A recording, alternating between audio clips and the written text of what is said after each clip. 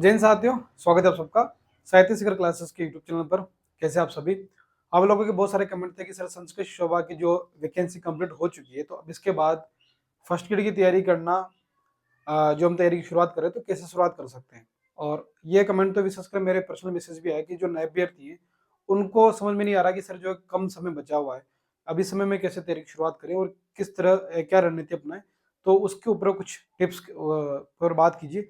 तो आज इस वीडियो में हम ये बात करने वाले हैं कि जो नए अभ्यर्थी हैं वह अब इन जो आज से अगर शून्य से तैयारी स्टार्ट कर रहे हैं, जिन्होंने अभी तक कुछ नहीं पढ़ा हो, अब अगर वो शून्य से स्टार्ट कर रहे हैं तो वो किस तरह अपनी तैयारी की शुरुआत कर सकते हैं, क्या क्या बातें जिनका ध्यान रख सकते हैं, उसके बारे में आज हम बात करने वाले हैं। ठीक है, तो सबसे पहले तो आप सबको बता दूं कि आप सबको पता ही है कि अपनी जो स्कूल व्याख्याता है उसकी विज्ञप्ति आ चुकी है ना। और जो भी अभ्यर्थी स्कूल व्याख्याता की तैयारी कर रहा है उसके लिए मैं पहले बता चुका हूँ भर्ती 2024, इसमें कितने पद हैं कितने नहीं, सीटों के हिसाब से विवरण आपको पहले भी वीडियो के माध्यम से मैं बता चुका हूँ।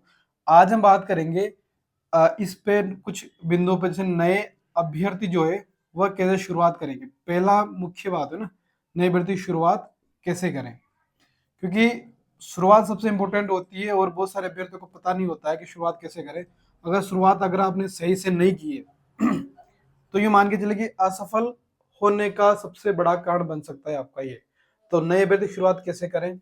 जो अभ्यर्थी पहले से तैयारी कर रहे हैं वह किन बातों का ध्यान रखें? जो अभ्यर्थी पहले से तैयारी कर रहे हैं उन्हें किन बातों का ध्यान रखना जरूरी है? ठीक है, वह किन बातों का ध्यान रखें, इन दो बिंदुओं पर बात करेंगे। बातों का ध्यान रखिए। अब देखो, वैसे तो आप लोग जिस प्रकार से तैयारी कर रहे हैं वो आपकी रणनीति और आपके पढ़ने का जो तरीका होगा वह बहुत ही बेहतरीन होगा। ठीक है, मैं बताऊं वो बेहतर हो सकता है, लेकिन जो आपका जो तरीका है वो बेहतरीन होगा। ठीक है, क्योंकि आपको पता है अपनी स्ट्रेंथ, आपको पता है अपनी कमी अपनी खूबियां, उस हिसाब से आप अपनी तैयारी कर रहे होंगे। लेकिन आप लोगों के कमेंट थे कि सर एक वीडियो के माध्यम से 8-10 मिनट का एक वीडियो उस पर बात हो जाए, तो इस वजह से ये वीडियो बना रहा हूँ। तो स्कूल व्याख्याता भर्ती आ चुकी है और जो नए अभ्यर्थी हैं उनके मन में सबसे बड़ा डाउट रहता है, क्योंकि जब वह देखते हैं स्कूल व्याख्याता का सिलेबस देखते हैं तब उन्हें समझ में नहीं आता कि इतने सारे सब्जेक्ट हैं, उन्हें कैसे मैनेज करें। फर्स्ट पेपर में जहाँ आपका जीके वाला पार्ट है, फिर उसके बाद आपके जैसे 5 प्रश्न हिंदी के हैं, इंग्लिश के, साइंस के, मैथमेटिक्स के, रीजनिंग के, है ना। 15 प्रश्न जो आपके मैनेजमेंट के, करंट अफेयर्स के 10 क्वेश्चन, बाकी फिर राजस्थान इंडिया जी के। तो इतना बड़ा पार्ट फर्स्ट पेपर में होना, और क्वेश्चन कितने आएंगे? मात्र 75। ठीक है, मात्र 75 क्वेश्चन आने फर्स्ट पेपर में। अब इसे मैनेज करना, और फिर 150 क्वेश्चन आपके उधर उधर आ रहे हैं सेकंड पेपर में, फिर इसे मैनेज करना। अब बहुत सारे अभ्यर्थियों के मन में कंफ्यूजन ये होता है कि जब हम सर शुरुआत करें तो किस फर्स्ट पेपर से शुरुआत करें या सेकंड पेपर से शुरुआत करें। तो देखो, इसके लिए मैं आपको बता दूं कि अगर आपका जैसे इंटरेस्ट है कि मुझे जीके पढ़ना अच्छा लगता है, क्योंकि देखो शुरुआत आप किसी भी सब्जेक्ट से करो, जब आप पढ़ना स्टार्ट करोगे और जब थोड़ा थोड़ा सिलेबस कंप्लीट हो जाएगा तो आपके मन में कॉन्फिडेंस बढ़ेगा, आपका विश्वास बढ़ता जाएगा, तो आपको एक सकारात्मक ऊर्जा खुद अपने आप महसूस होने लग जाएगी। अगर हम शुरुआत नहीं करेंगे तो हमें केवल बस एक थॉट्स के रूप में उस चीज को रखेंगे, तो धीरे धीरे क्या होगा कि हम डिप्रेशन में चले जाएंगे, क्योंकि सोचने से चीजें नहीं होती है, चीजें होती है करने से। जब हम करेंगे ना, प्रैक्टिकली धरातल पर कुछ करेंगे, तभी वो चीजें कहीं ना कहीं हमें मोटिवेशन देगी। तो आप क्या करें, शुरुआत भले ही अपने विषय से करें या फिर भले ही फर्स्ट पेपर से, लेकिन शुरुआत सबसे इंपॉर्टेंट है। शुरुआत करें तो सरल बिंदु से शुरुआत करें। जैसे अगर आप अपना विषय पढ़ना चाह रहे हैं तो विषय में भी वह बिंदु देखें जो आपको सरल रखते हो। वह यूं नहीं देखना कि यहाँ से इतने प्रश्न आते हैं, ये नहीं देखना। अभी शुरुआत वहां से करें जो आपको पार्ट सरल लगता हो।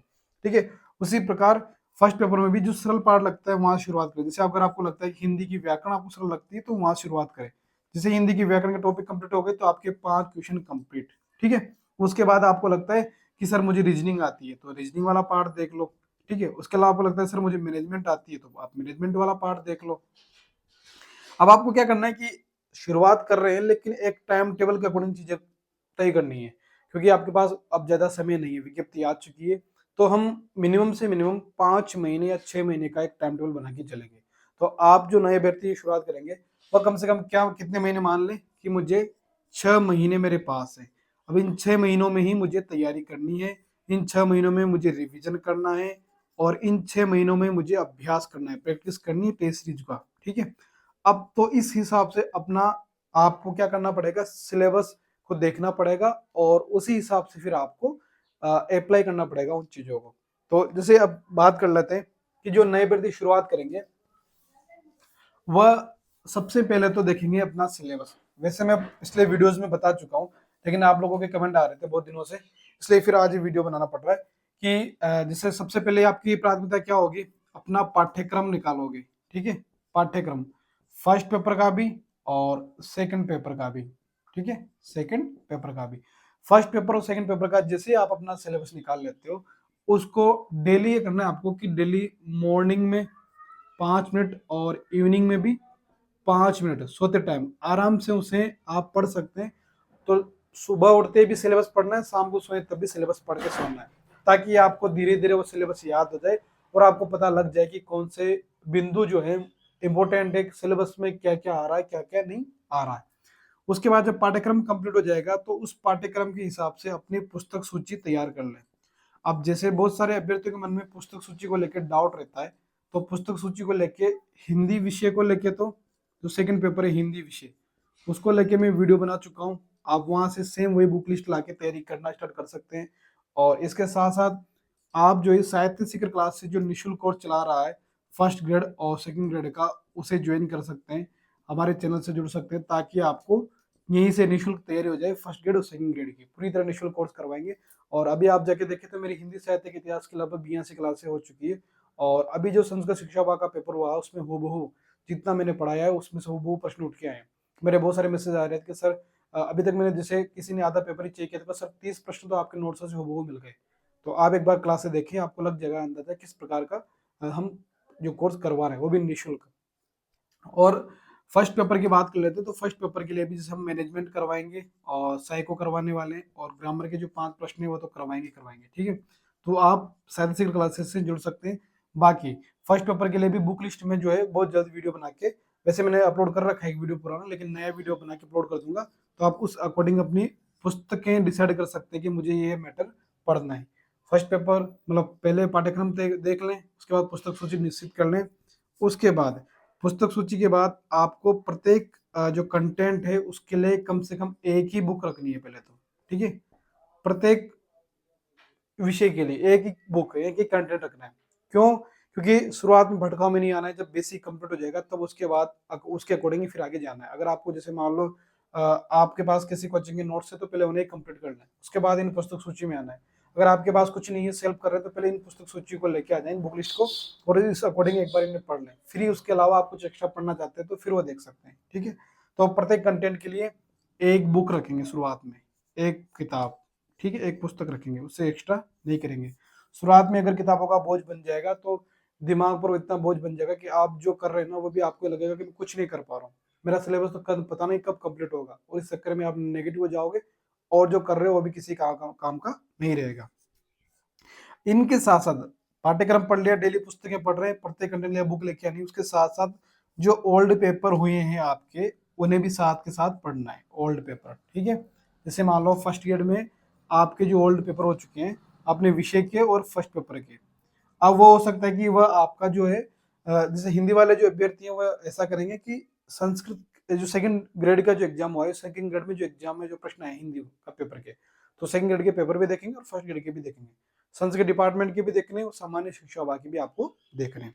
इससे क्या होगा कि आपको एक अंदाजा लग जाएगा कि प्रश्न किस तरह के बनते हैं और किस तरह के नहीं बनते हैं। ये बेसिक चीजें हैं। और पांचवी बात है, खुद को पॉजिटिव रख के, सकारात्मक रख के तैयारी कर देना स्टार्ट करना है। सकारात्मक रखना है, सकारात्मक रखना है खुद को। ठीक है, और एक अपनी जगह फिक्स कर लेंगे, भले वो लाइब्रेरी हो, अपना रूम हो, या फिर कहीं भी जहाँ पढ़ने में खुद को कंफर्ट जोन में समझते हैं। और कम से कम मान के चलें कि 5 या 6 महीने तो अज्ञातवास में चले जाएं। कहाँ जाना है? अज्ञातवास में। ये अज्ञातवास से जब आप बाहर निकलें तो आप एक राजपत्रित अधिकारी के तौर पर सामने आए। किस पद पर? राजपत्रित अधिकारी बनकर आपको सामने आना है। तो जो अभ्यर्थी नए हैं वो इस तरह शुरुआत कर सकते हैं, और जो अभ्यर्थी पहले से तैयारी कर रहे हैं उनसे ये निवेदन है कि वो जो है अपना जो कंटेंट है वही रखेंगे, एक्स्ट्रा कंटेंट नहीं लेके आना है। अगर आप कहीं कोचिंग कर रहे हैं तो वह कंटेंट, और अगर पुस्तकें नहीं है तो आप बुक लिस्ट वाले वीडियो देखिए और बुक लिस्ट लेके आ सकते हैं, उससे आपको थोड़ा फायदा मिल जाएगा। बाकी ऐसा नहीं कि अगर आपने जैसे मान लो हिंदी साहित्य के इतिहास के लिए आप कहीं से कोई किताब पढ़ रहे हैं और एक किताब पढ़ रहे हैं और नोट्स पढ़ रहे, नोट्स आपके पास, तो फिर एक्स्ट्रा नहीं पढ़ना है।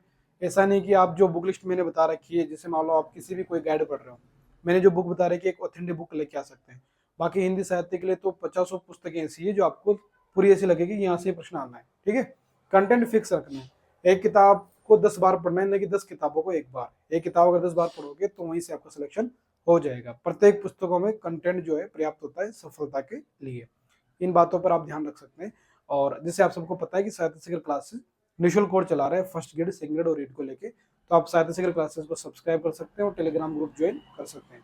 बाकी आपके मन में किसी भी तरह के डाउट हो किसी भी विषय को लेके, किसी भी बात को लेके, तो आप कमेंट करें, उस पर बात कर लेंगे, ताकि आपकी जिज्ञासाओं का भी एक शांत किया जा सके, और आगे की क्या रणनीति हो, किस विषय पर बात करें, वह भी आपकी शंकाओं का भी निराकरण करने की कोशिश करेंगे, ठीक है। तो मिलते हैं नेक्स्ट वीडियो में, तब तक के लिए जय हिंद, जय भारत।